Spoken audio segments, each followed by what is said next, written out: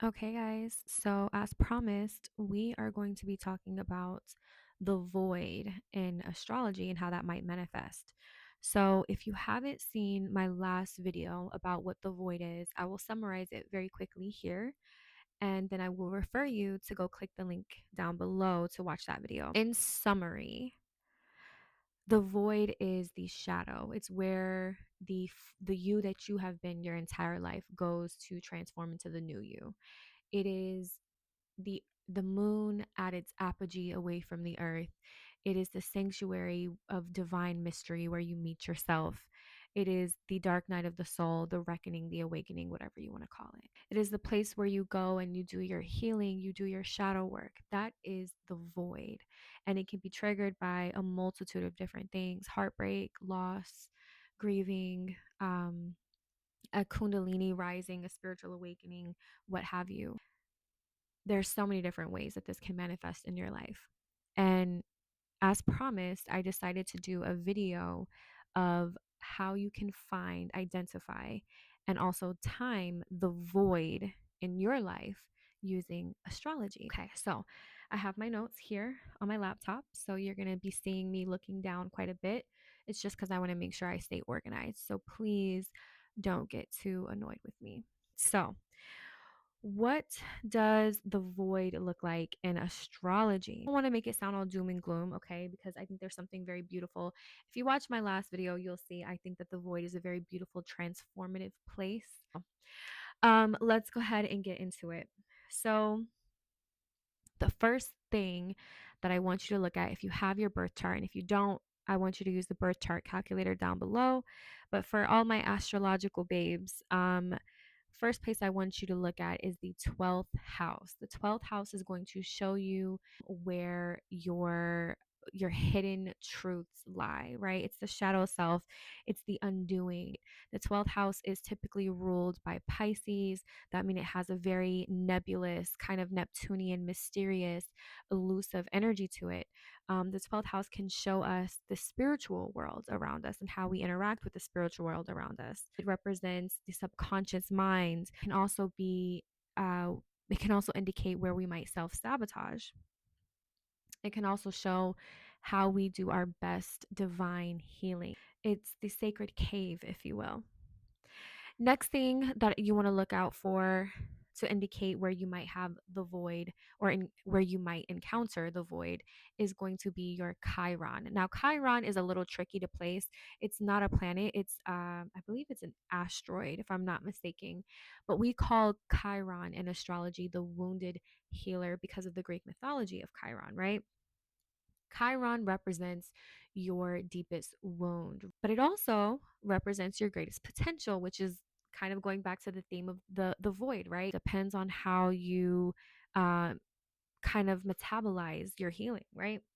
So, where Chiron is placed in your chart, that's where you're going to face the most rejection. So, if you have Chiron in a sign like Cancer, right? Cancer is supposed to be the mother. If you have Chiron in Cancer, that might mean that you feel rejected from your mother. It could be maybe you lost your mother at a young age. It could be perhaps you feel maybe you just have a mother wound. Maybe you had a mother who felt like you were never enough. If you have Chiron in Leo, perhaps you struggle with self worth.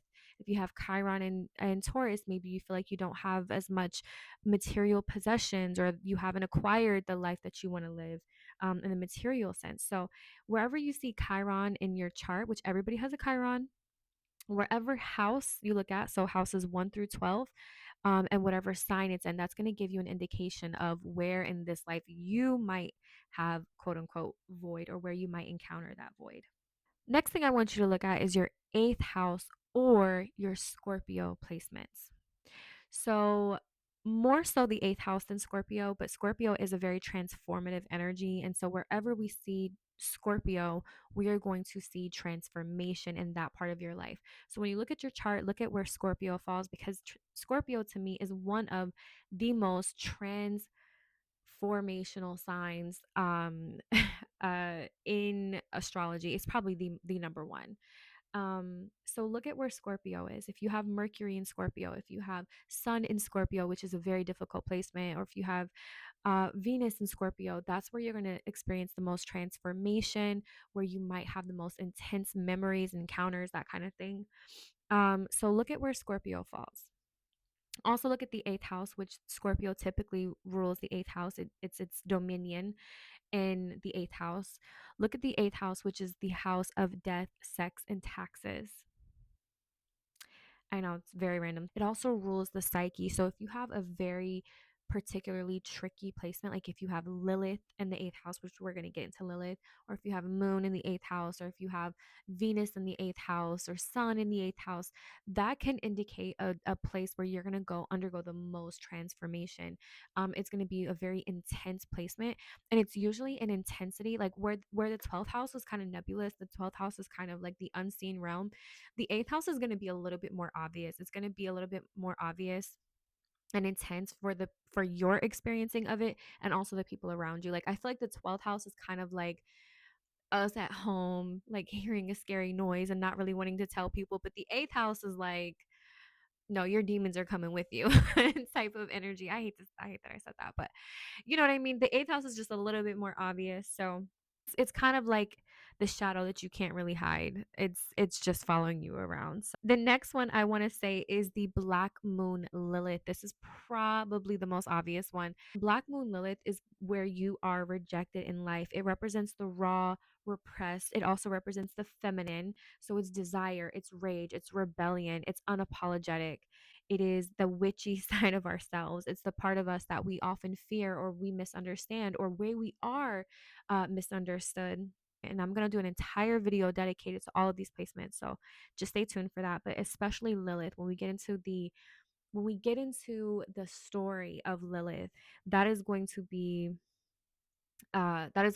where we really dig in to this. But Black Moon Lilith in your chart, it is an asteroid. You need to again look at the sign that it falls in and the house, right? Because the sign is going to tell you the energy, the house is going to tell you where in your life that energy manifests. Okay, that's what I want you guys to remember whenever we're doing anything with astrology. The sign is the energy, the house is where it manifests in your life. Okay, so same thing with Black Moon Lilith, also known as the exiled feminine. And I'm going to do an entire video dedicated to that. And then the last thing I will say is it's more so of a timing. It's going to be Saturn. It's going to be your Saturn return. Saturn return. And you probably heard of this Saturn return from the same annoying person in your life that talks about Mercury retrograde. Hi, it's me. Wherever Saturn is in your chart, wherever it sits, that's going to be where you have like a very difficult lesson to learn. And your Saturn return typically is from the ages of like 28 to 31 or 32 in some cases. And that's going to be the area of your life that you're probably going to have the most transformation in. That is actually during my Saturn return is when I actually faced the void or had my awakening. And so I'm very familiar with this energy. And I'm also familiar with how challenging it can be, but also how beautiful it is afterwards, especially if you do it right and you enter it into it with an accepting energy.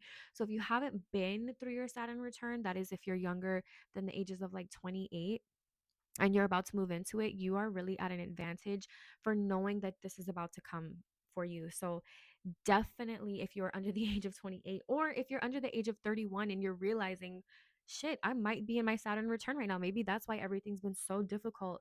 It really pays to look at where is this manifesting in your life, what house is it manifesting, what energy, what sign is it, what house is it. Those are the things that you're going to want to look at. Like for instance, if you have Saturn in the sixth house, that might indicate, okay, I'm going to have probably issues with work or probably issues with health. And, so maybe I need to be extra cautious. It's nothing to be afraid of. It's just something to be mindful of.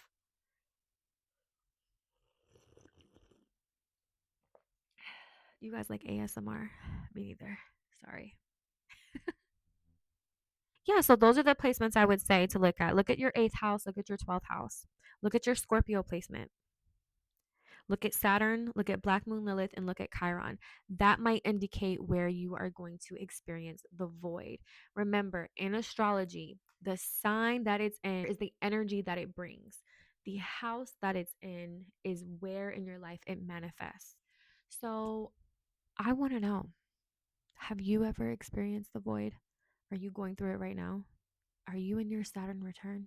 If this video resonated with you, or if you want to see more videos like this, please, please, please help me out with this motherfucking algorithm and comment down below. Thank you and good night.